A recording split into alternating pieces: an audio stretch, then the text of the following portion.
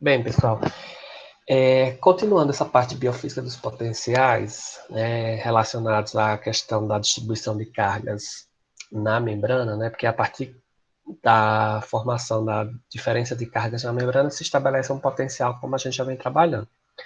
A gente viu na aula anterior o potencial de repouso, que é quando se tem uma uniformidade das cargas do lado externo positivo e do lado interno, a célula negativo, desencadeada por alguns processos, como a difusão de sódio, né?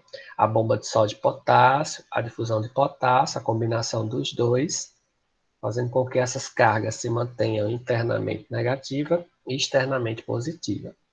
Hoje a gente vai ver um potencial que é contrário ao potencial de repouso, que a gente denomina de potencial de ação, que vão ser alterações rápidas aí na estrutura das cargas desse potencial, né, ao longo de toda a estrutura, a superfície da membrana da célula. Então, é quando essa polaridade ela se altera, ela vai se alterar fora ficando negativa e internamente ficando positiva. Tá? Para poder a gente compreender esse processo, é interessante a gente entender quais as fases que ele tem. Então, eu posso dizer que o potencial de ação vai ter basicamente duas fases, sem contar com a fase de estágio de repouso, né? Então, o potencial de ação se inicia a partir da existência do potencial de repouso. Então, analisando que esse potencial de ação é super importante para desencadear alguns processos biológicos, como o impulso nervoso. Então, o impulso nervoso, o princípio é esse. A questão da contração muscular, que se inicia a partir do potencial de ação na fibra nervosa, tá? Que vai desencadear esses processos de contração. Então, processo de contração muscular de todos os tipos de músculo, né? Todos os tipos de músculo, e, consequentemente, vai dar aí toda a funcionalidade aos sistemas, né? Então, essa funcionalidade, eu me refiro, quando esses sistemas estão atuando. Por exemplo, o coração batendo, o fluxo sanguíneo acontecendo, a pressão arterial se mantendo, o movimento gastrointestinal acontecendo, os movimentos peristálticos no sistema gastrointestinal acontecendo, processo de respiração, que seria expiração e inspiração, tudo, na verdade, tudo no sistema começa a partir do potencial de ação, porque a gente está vendo que esse potencial de ação se inicia a nível de célula, que se repercute a nível de tecido, de órgãos, enfim, e em todo o sistema como um todo. Então, como é que começa esse potencial de ação? Pegando o princípio do estágio de repouso, onde a gente tem essa distribuição de cargas externamente positiva e internamente negativa, em específico, pegando aí uma fibra nervosa, se a gente for analisar a fibra nervosa, a gente vê que o estágio de repouso dela, né, tem esse formato mais fusiforme, né, mais alongado, e a partir disso a gente analisa essa distribuição de carga. Então, o estágio de repouso vai ser quando essas cargas vão se manter externamente externamente positiva e internamente negativa. Qual o potencial em termos de número dentro da célula, dentro dessa fibra? Vai ser de menos 90 milivolts, tá? Menos 90 milivolts internamente. Externamente é zero e na membrana ele tende a cair, ok? Para acontecer esse processo de potencial de ação, inicialmente vai haver um fenômeno chamado de despolarização. O que é isso? É quando, em determinada região, essas cargas vão ser contrárias, né? Vão se tornar contrárias. Qual o fenômeno que faz com que essas cargas fiquem contrárias?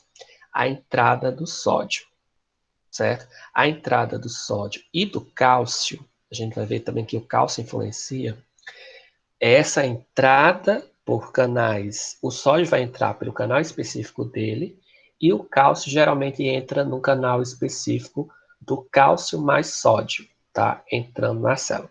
Mas vamos pegar só como exemplo a influência da entrada de sódio. Então, quando o sódio entra na figura B aí, que vocês acompanhassem, nessa região em específico, de entrada dele, onde existe o canal para ele, essa região externamente vai ficar negativa e internamente vai ficar positiva. Por quê? Porque vai haver maior concentração de sódio nessa região internamente e menos concentração fora da célula nessa região. Além disso, o sódio, a gente tem que lembrar a influência da carga, né? O sódio tem carga positiva. Quando ele entra, o exterior vai receber, né, a influência, o acúmulo de íons com carga contrária, seria carga negativa. Então, são essas duas justificativas que faz com que aconteça o processo de despolarização. Despolarizar vai ser a formação de cargas contrária ao estágio de repouso. Se inicia a partir da entrada de sódio em regiões específicas, mas com o passar do tempo, a gente vai ver que à medida que um canal de sódio se abre, vai proporcionar a abertura dos outros. Mas a pergunta inicial seria: o que é que gera a abertura desses canais de sódio, né?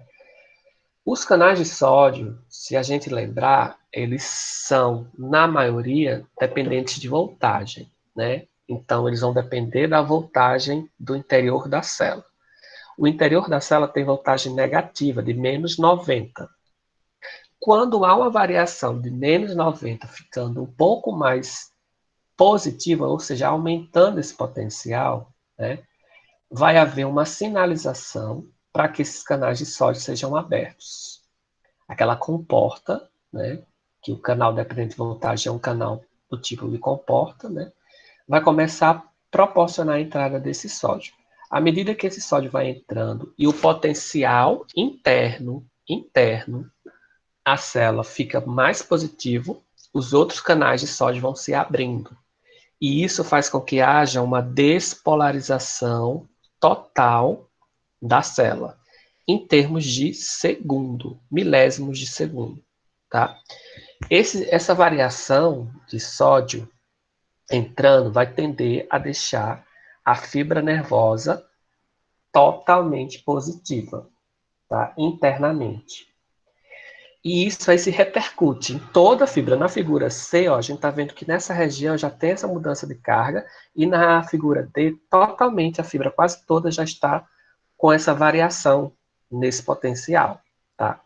Quando acontece essa participação de todos esses canais de sódio ao mesmo tempo, né, vai abrindo um atrás de outro, ao mesmo tempo a gente já vai ter uma modificação de potencial ficando mais positivo, o que faz com que os canais de potássio comecem a se abrir.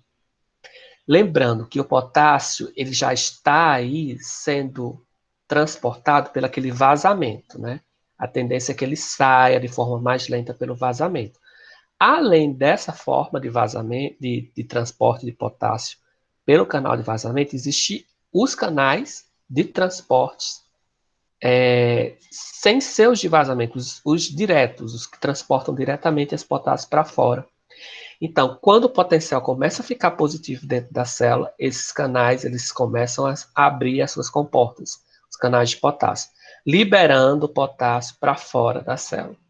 Essa liberação de potássio para fora da célula faz com que a célula volte ao estágio de repouso, tornando-se o potencial interno negativo e o potencial externo positivo. É o que a gente chama de repolarização. O que é que vai fazer com que aconteça a repolarização? A abertura dos canais de potássio, tá? A volta das cargas, a volta ao estágio de repouso, a gente chama de repolarização, tá? Em termos de quantificação, a gente pode mostrar aí as fases desse potencial de ação. No estágio de repouso, a gente sabe que a célula está com potencial negativo em torno de menos 90 milivolts internamente a célula. Na sua membrana, né, a tendência é que haja uma capacidade zero aí, né, um potencial zero, e fora da membrana a tendência é que seja positivo. Então, no processo de repouso, o potencial vai ser menos 90. Quando começa a haver despolarização pela abertura dos canais de sódio, esse potencial internamente a célula, ele vai deixar de ser negativo, ele começa a subir para positivo. Quando ele aproxima-se mais ou menos de mais 35 milivolts, os canais de potássio agora são mais ativados, digamos assim. Além dos vazamentos de potássio, os próprios canais de potássio vão começar a ser ativados para liberar mais potássio, ainda mais potássio. Com isso, acontece uma fase chamada de repolarização, onde essa ultrapassagem se refere a quando o potencial fica positivo, sai de zero e vai para mais 35, ela caia. Então, acontece a queda no processo que a gente denomina de repolarização, voltando ao potencial de menos 90. Então, essa variação de despolarizar e repolarizar, a gente pode considerar como fases do potencial de ação. O que é necessário aí? Que a célula esteja em potencial de repouso. Tá? Então, toda essa variação ela vai repercutir no que a gente chama de potencial de ação. Qual a importância disso? É que a partir dessa mudança de cargas de potencial, haja transmissão do impulso nervoso. Para liberar mais na frente, a gente vai ver que essa modificação desses potenciais, eles vão servir para liberar substâncias, neurotransmissores, para induzir o processo, por exemplo, de contração muscular, entre outras ações, tá? Mas basicamente de contração muscular. Então essas são as duas fases, digamos assim, do potencial de ação, né? Seriam três se eu estivesse considerando o potencial de repouso, mas não. São duas do potencial de ação, despolarização e repolarização. Aqui eu estou mostrando, em termos de fases, a abertura e o fechamento desses canais de sódio. Eu falei no início que esses canais de sódio eles são dependentes de voltagem e eles são do tipo de comporta. Vejam que no potencial, ao lado esquerdo de vocês, na imagem, tá? A gente está vendo que o estágio de repouso é de quê? De menos 90 milivolts. O que é que acontece com esse canal de sódio?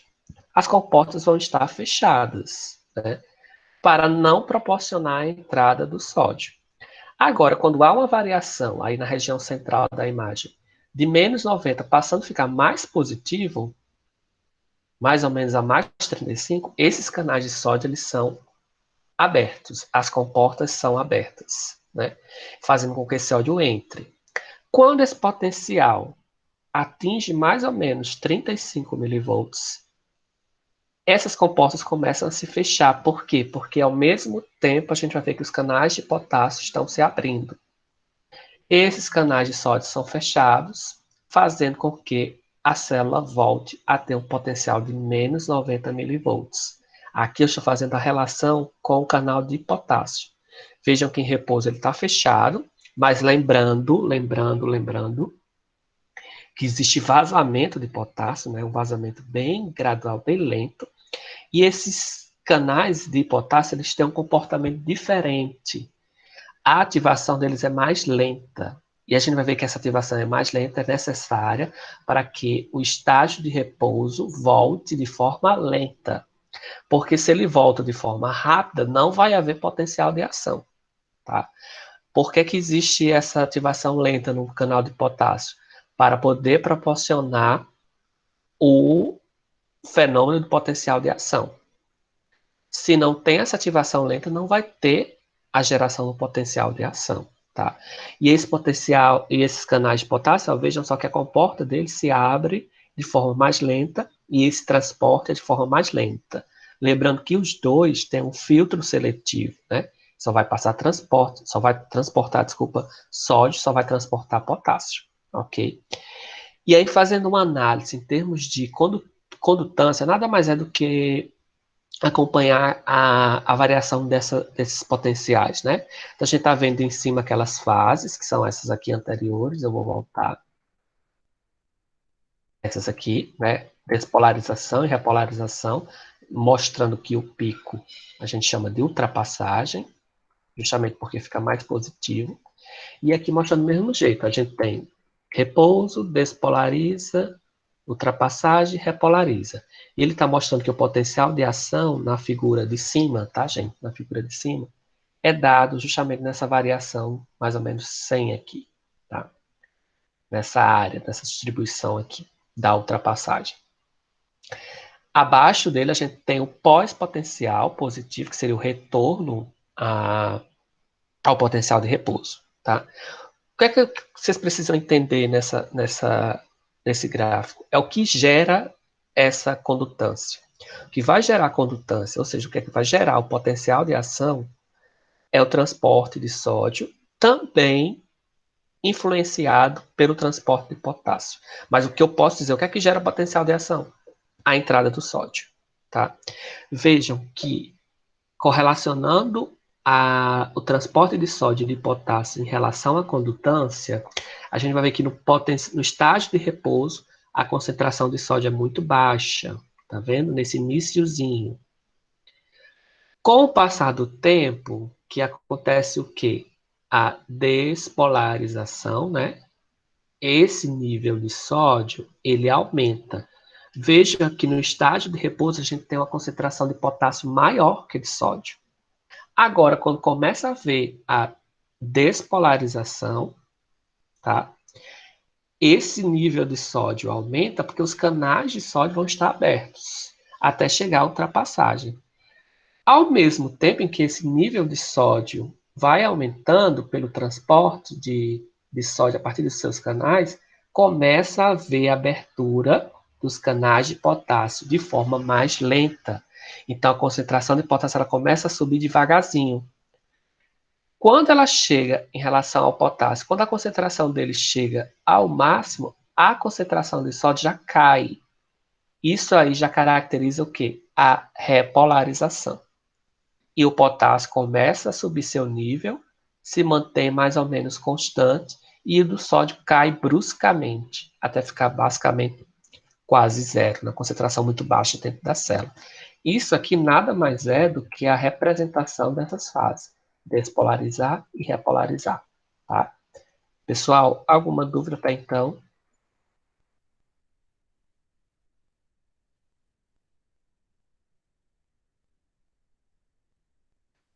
Nenhuma? Tá bom, então vamos prosseguir.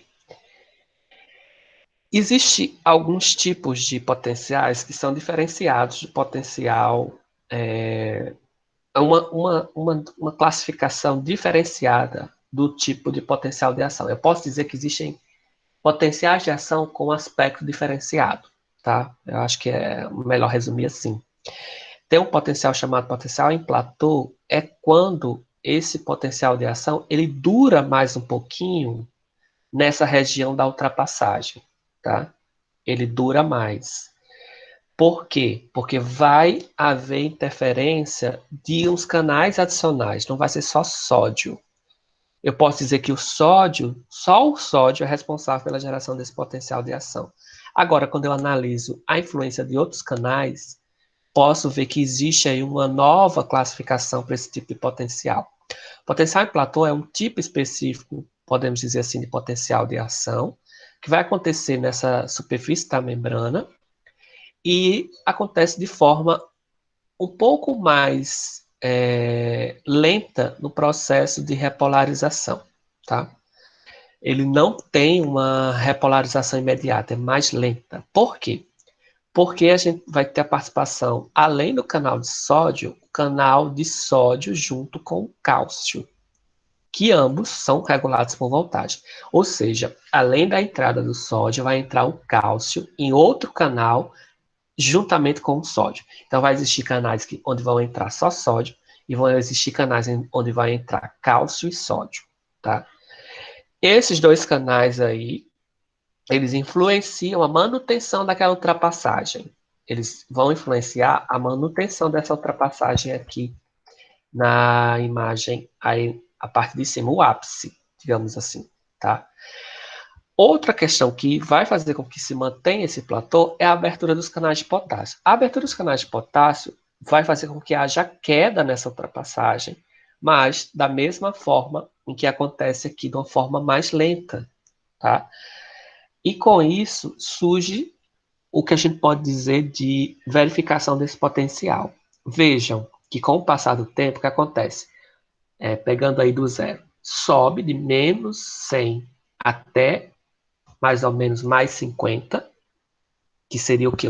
O estágio de despolarização.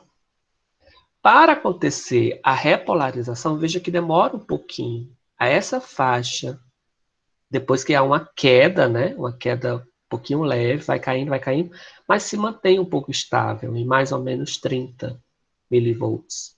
Aí a gente denomina de platô. O que é que influencia essa manutenção? Entrada de cálcio e sódio ainda.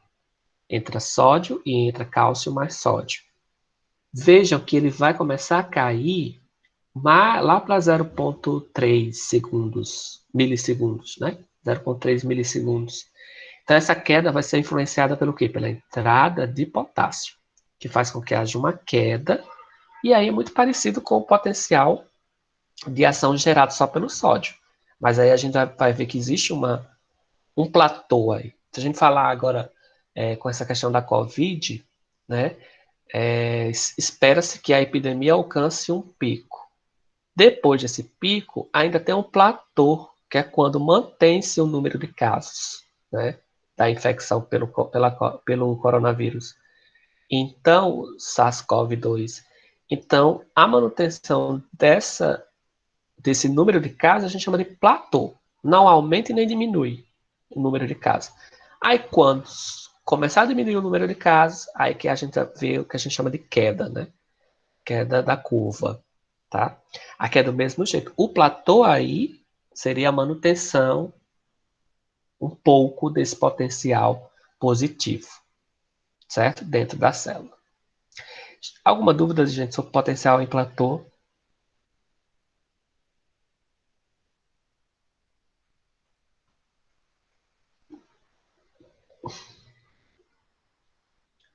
Outro potencial, não é outro potencial, é uma forma mais especial de potencial em ação, é o que a gente chama de ritmicidade. Algumas situações precisam ter um ritmo mais dinâmico. Por exemplo, a questão do batimento cardíaco, né, precisa ter algo repetitivo, né, e favorecer o processo de contração, no caso do coração e os músculos lisos. Da mesma forma que proporcionar também as descargas elétricas a partir dos neurônios. Então, a gente vai ter, por exemplo, essa ritmicidade acontecendo no batimento cardíaco, no peristaltismo do intestino, tá? E também no processo de respiração. Então, esse controle ritmado de inspirar e expirar nada mais é desencadeado pelo processo de potencial de ação de forma rítmica, tá? Então, estamos vendo aí na prática qual a importância do potencial de ação, né? Então, o coração só bate com essa frequência, que a gente vai ver que o coração bate nesse aspecto aqui, que seria potencial e platô, mas em ritmicidade, que existe um platôzinho ali, para fazer com que a contração do coração não seja tão brusca, né? Ele contrai e relaxa, mas entre a contração e relaxamento há um intervalozinho que a gente nem percebe, que a gente chama de platô. O peristaltismo do intestino, quando a gente engole o alimento e vai até a eliminação nas fezes pelo ânus, né? E a inspiração e expiração. Então, a expiração e a inspiração estão muito correlacionados com o batimento cardíaco também, né? Porque ambos são controlados mais juntos, né? Tem um sinergismo maior, uma participação maior aí entre esses dois fenômenos. Então a gente tem esse fenômeno de ritmicidade sendo um potencial de ação em ritmicidade nesses três exemplos aí, né? E aí como é que é explicado isso, né? Vejam, novamente a participação do cálcio. Então a gente vai ter cálcio e sódio entrando para a célula. O que acontece com o aumento com a entrada de cálcio e sódio? Aumenta o potencial. O potencial vai ficar maior. Com isso, aumenta o quê? A permeabilidade da membrana para o quê? Para a saída do potássio. O potássio sai, e aí essa permeabilidade vai também aumentar a entrada de mais cálcio e mais sódio, aumentando o fluxo desses íons. e sendo um processo gradual. Mas o que é que vai controlar essa ritmicidade? É sempre a saída de potássio. Então, cada vez que entra cálcio e sódio, né, vai sair potássio e isso vai ficar em equilíbrio. Acontece uma ponta, sobe, né, em ponta, depois baixa. Ou seja, despolariza, ultrapassa, repolariza. Despolariza, ultrapassa, repolariza, certo? De forma dinâmica. Dinâmica. Se fosse só entrando cálcio e sódio, a célula não ia ter o quê? Não ia voltar ao potencial de repouso. Se não volta ao potencial de repouso, não vai ter potencial de ação. Por isso é importante a participação do potássio saindo da célula, tá? Porque às vezes, pela essa questão da permeabilidade, a gente pensa que a permeabilidade é só favorecida para o cálcio e sódio. Não, esse aumento da permeabilidade ele é favorecida principalmente para a saída do potássio, tá? Para gerar o que a gente chama disso aqui, ó. A gente está vendo que o potencial rítmico, potencial de ação rítmico, ele nada mais é do que aumenta, acontece o processo de despolarização, ultrapassagem, repolarização. E o que é que está acontecendo com o potássio? À medida em que há aumento no nível de cálcio e sódio, imediatamente há aumento da condutância de potássio. O que é que isso significa? Que está havendo liberação do potássio para a célula na mesma hora dessa queda do sódio, né? Então, sódio e potássio cai, aumenta o nível, ficando no ápice aí de potássio, depois cai novamente. Então, são linhas maiores, picos maiores, e entre a interseção a gente tem picos maiores de potássio, a condutância do potássio. A esses picos maiores a gente chama de potencial de ação rítmico. E embaixo a gente tem uma faixa que seria o linear. Como é que o coração funciona, né? Ele vai ter esse bombeamento, voltando aqui, é um bombeamento rítmico. Se você procurar o pulso de um indivíduo, você vai ver que existe uma ritmicidade, né? Que até a gente correlaciona isso diretamente com a sístole e com a diástole, tá? Que vai ser até a nossa tarefa de hoje, tá? Para a próxima semana, a outra semana. Aqui tem um resuminho da aula, daquela aula todinha, mostrando, bem resumido mesmo, né? Vocês deem uma olhada aí e foquem nessa questão do potencial. A gente tem alguma dúvida até então?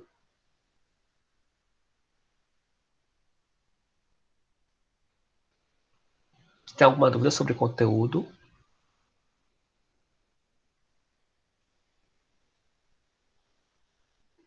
Queria ouvir o retorno de vocês.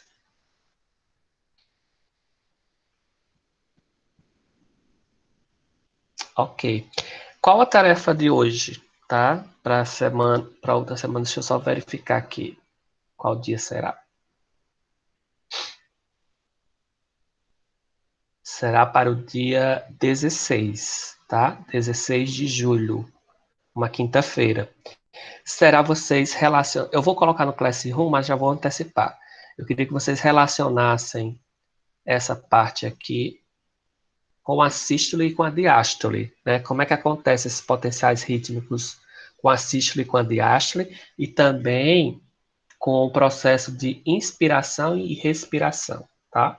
Vou botar aqui no Classroom qual é a atividade. Então, em resumo, relacionar o potencial rítmico do coração com a sístole e com a diástole e o potencial rítmico do processo de respiração com a inspiração e a expiração. Como é isso relacionar? É entender como é que acontece esse pico, né, essa ultrapassagem. Se esse pico acontece, por exemplo, na sístole ou se acontece na diástole. Se esse pico acontece na inspiração ou se esse pico acontece na expiração, tá? E aí mostrando que nesse pico acontece isso. E qual seria a condutância do potássio, o momento em que há a condutância do potássio? Será que seria na expiração ou na inspiração, certo? Para ficar ainda mais claro, eu quero que vocês caracterizem o pico, o que é que seria no processo de batimento cardíaco e na respiração. Exemplo, será que o pico no batimento cardíaco seria sístole? Será que seria a diástole? E na respiração, seria expiração ou inspiração? A mesma coisa para a condutância do potássio. A condutância do potássio seria o que na respiração, inspiração ou expiração? E no batimento cardíaco, seria a sístole ou seria a diástole? Só isso, tá? Na prática, tá bom? Ficou claro a atividade?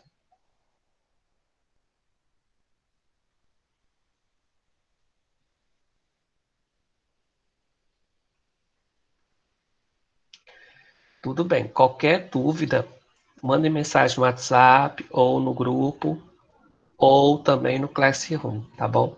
Em relação às atividades, tem algumas que eu ainda estou corrigindo, estou lendo, porque estou numa banca de seleção dos projetos de PIBIC da URC e realmente está me consumindo um tempinho, mas eu vou dar uma agilizada também na correção das atividades de vocês. Pode sim, pode ser digitado, pode, não tem problema nenhum. Pode ser manuscrito também. Às vezes, gente, o que acontece é que é, quando você tira a foto, às vezes não fica a resolução tão boa, né? E às vezes eu não consigo ler. Mas aí eu peço para reenviar, sabe? E sempre lembre a posição, né? De tirar na horizontal, tá certo? A foto que fica melhor para visualizar. Ok? Mais alguma dúvida, gente?